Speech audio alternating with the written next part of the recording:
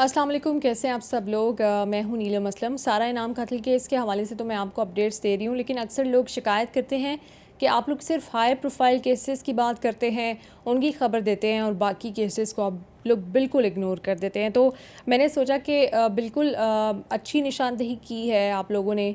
मैं थोड़ा सा कुछ अर्से के लिए बिज़ी थी और कुछ अर्से के लिए पाकिस्तान में भी नहीं थी, तो मैं बहुत सारे इश्यूज़ जो हैं, बहुत सारे केसेस कवर नहीं कर पाई। लेकिन अब मेरी कमिटमेंट यही है कि मैं पाकिस्तान में हूँ या ना हूँ, जहाँ पर भी हूँ मैं कोशिश यही करूँगी कि सारे जो केसेस हैं उनको तवज्जो दी जाए, उनको रिपोर्ट किया जाए, ना कि सिर्फ हाई प्रोफाइल केसेस को।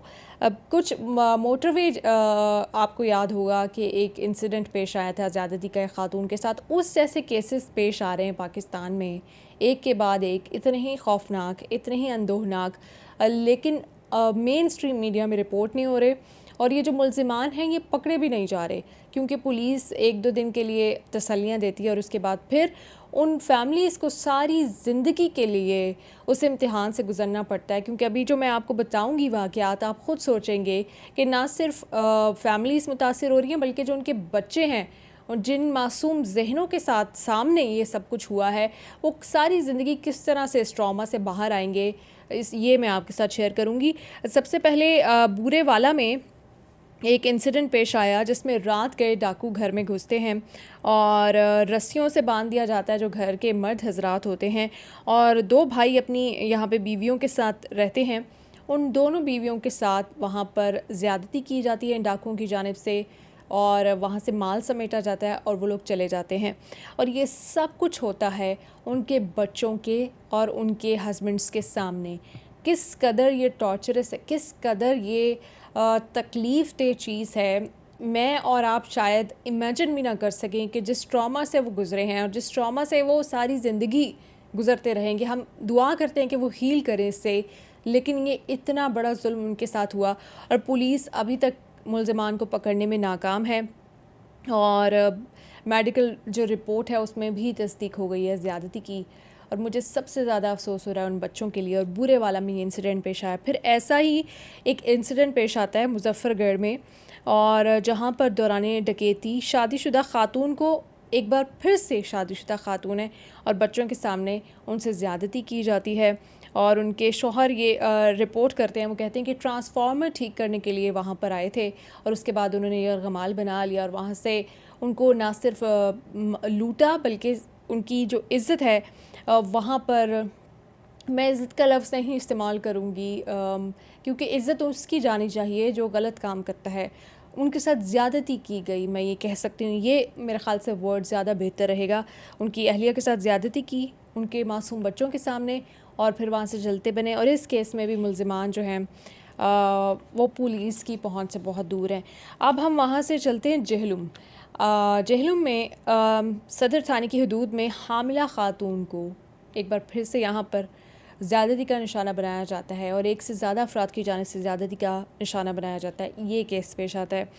तो ये वो 3 केसेस हैं। और इसके अलावा भी एक केस पेश आता है जिसमें सड़क पर डकैती के दौरान 2 नामालूम डाकुओं ने कमसिन बच्ची को उसके वालिद और दीगर अहले खाना के सामने गन पॉइंट पर ज़्यादती का निशाना बनाया। ये कमसिन बच्ची के साथ किया गया।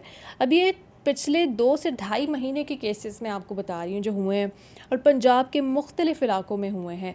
और कराची की जो सूरत हाल है वो आपके सामने है। स्ट्रीट क्राइम बढ़ता जा रहा है, लोग अपने घरों के बाहर से लुटते जा रहे हैं। यहाँ पे लोग अपने घरों में लुट रहे हैं, वहाँ घरों के बाहर लुट रहे हैं, और हुकूमतें जो हैं वो मसरूफ़ हैं जी सियासी मामलात में, और जो अपोजिशन है वो भी सियासी मामलात में। PTI वो इल्ज़ाम तराशी में, हुकूमत अपनी पोजीशन क्लियर करने में और काउंटर इल्ज़ाम तराशी में।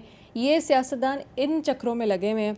और जो अवाम है उन पे आपने महंगाई तो का अज़ाब तो नाज़िल किया ही किया है, लेकिन ये जो उनके बुनियादी हुकूक हैं और जो उनके साथ जुल्म किया जा रहा है, इसकी तो आप लोग बात भी नहीं कर रहे, इसकी तो आप लोगों को ख़बर भी नहीं हो रही, आप लोगों को पता भी नहीं है।